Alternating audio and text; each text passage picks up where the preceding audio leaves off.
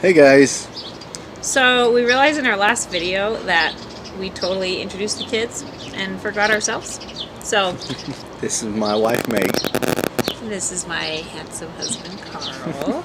Today we are going to talk about, we call it purge, is meaning getting rid of all your stuff from moving from a house to a trailer, and what it is that you'll get rid of, and kind of those emotions that you'll go through, and kind of we're here to kind of try to help you through that and explain what's going to happen, what to expect, and what maybe some of the things are that you can actually get rid of, or you will actually really want to keep but not think about it. So I know for me, this is where it got really emotional because you have all those attachments, and I was surprised that things that were the hardest for me to get rid of were my kids' memorabilia stuff, you know, whether it's, we kept some really special stuff. We kept a big bin, a couple of memory boxes, and we kept at my mom's house, it's just some Rubbermaid totes, but it definitely got emotional for a minute, but it was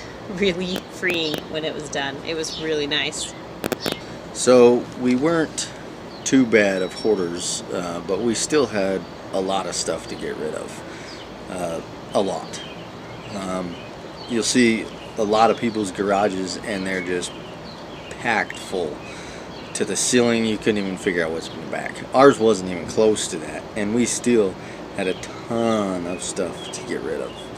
When you start de-junking or purging, whatever you want to call it, some of the first things you got to look at or you got to get rid of is going to be your big stuff, your barbecue, your couches. You've got a trailer, it's got couches in it, your washer and dryer, workout equipment. You can't take them with you. Yeah, there's just not enough room in a trailer, and they're heavy.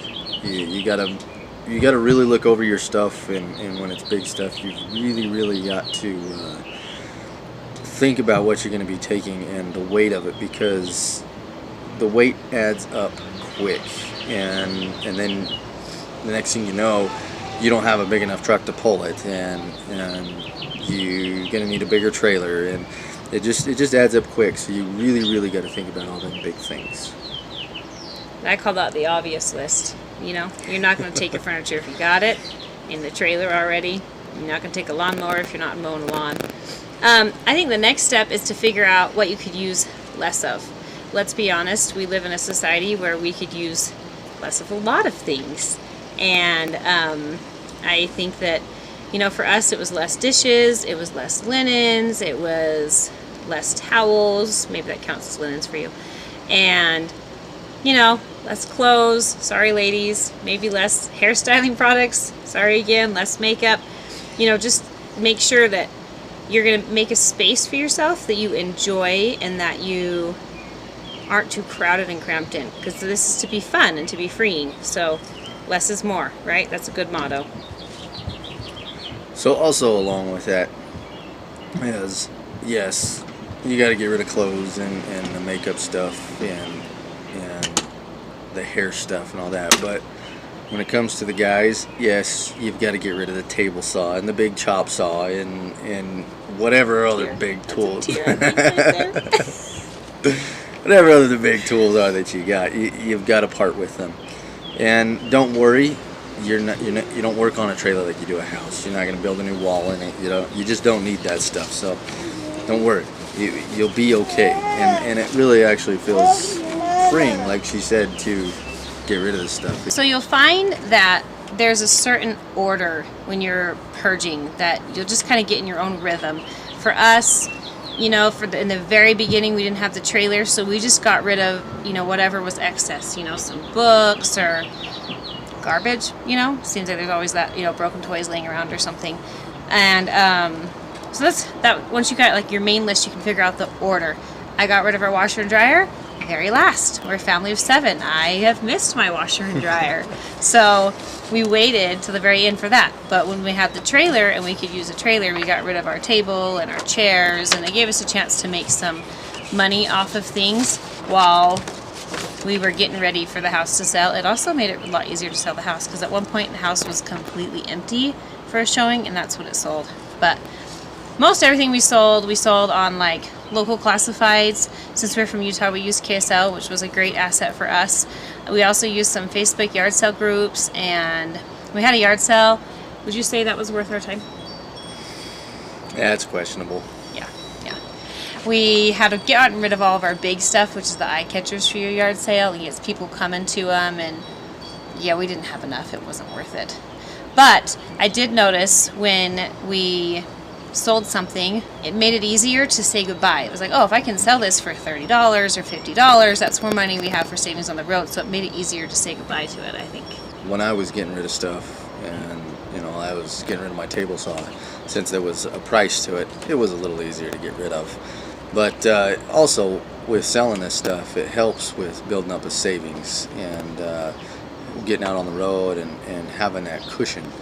It helps a lot with that. So if you're having a hard time, getting rid of stuff, or getting rid of some things that are bigger, or maybe you've connected sentimentally with somehow, and just remember why you're doing this.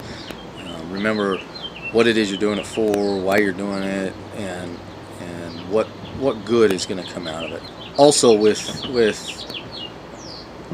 the selling stuff, the getting rid of stuff, you take it to DI or Goodwill, depending on where you're at. We also gave away a ton of stuff. We probably gave away, it might have been 2, maybe 3 truckloads of stuff. We just gave away, just take it. Yeah, like probably 2 truckloads to like Goodwill or DI, and another truckload just to friends and neighbors. I think our neighbors were sad we were leaving, but happy we had a lot to get rid of. Yeah. I don't want this to scare them though. Like, we really did make some good money getting rid of some stuff, and it did come in waves. We started getting rid of just small bags here and there, and one wave I wouldn't be able to part with something, and then the next wave it was okay. So it was like I kind of had to emotionally be able to release those things. And when you're planning to go full time, you're doing something so exciting and so nerve-wracking at the same time. I mean, for me, it was mostly exciting as we were getting ready, and then once we went out, it was like, oh wow. And I think that's when the shock hit me, that like all of my surroundings were different. My home looked different. We totally decorated it different because we wanted that fresh view, and we had different vehicles, and obviously we were in different states. I mean, everything was different, and I didn't realize how much of a trip that would be on my mind. So hopefully you have a longer plan than we did. We decided to put our house up in May, right? I think so. And it was up we had it up by June after some repairs we fixed, and then we were in our trailer by the end of September. So you think about getting your house ready to sell, getting on the market, doing the showings, getting rid of 90% of your belongings, and shopping for a truck and trailer.